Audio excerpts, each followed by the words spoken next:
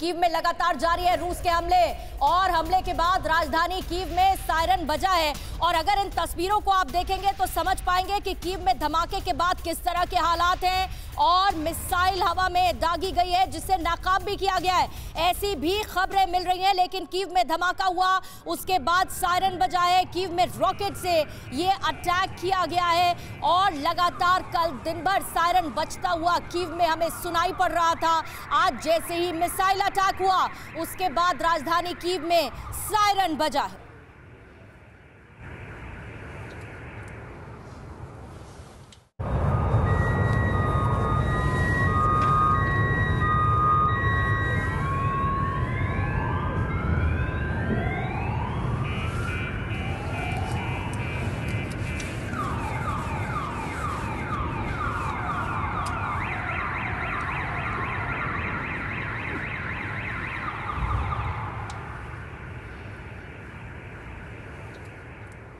और ये दो तस्वीरें इस वक्त आप देख रहे हैं कैसे मिसाइल अटैक किया गया, यानी कि कीव को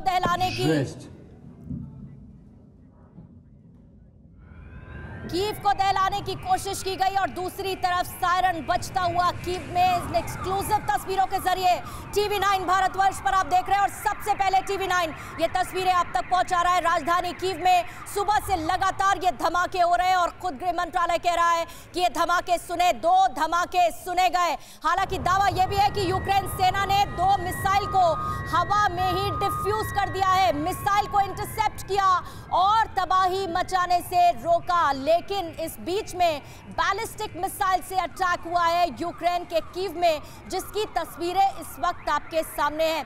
कुलकर्णी जी, अब ये जो तस्वीरें जाहिर बता रही है कि विनाश लीला है धरती पर यूक्रेन की, ये तो साफ है। लेकिन ज़ेलेंस्की कह रहे हैं कि बार बार रशिया ये कह रहा था कि वो सिविलियंस को निशाना नहीं बनाएगा और फिर ये भी कहा जाता है कि everything is fair in war. ऐसे में सिविलियंस टारगेट पे कैसे नहीं आएंगे? लेकिन इतिहास किसे माफ नहीं करेगा? इतिहास रूस के इस अग्रेसिव बिहेवियर को माफ नहीं करेगा या फिर अमेरिका और बाकी नेटो देशों को, जिनकी तरफ यूक्रेन टकटकी लगाए देख रहा था कि कोई स्थिति बनेगी तो वो साथ में खड़े रहेंगे और मुकाबला करेंगे।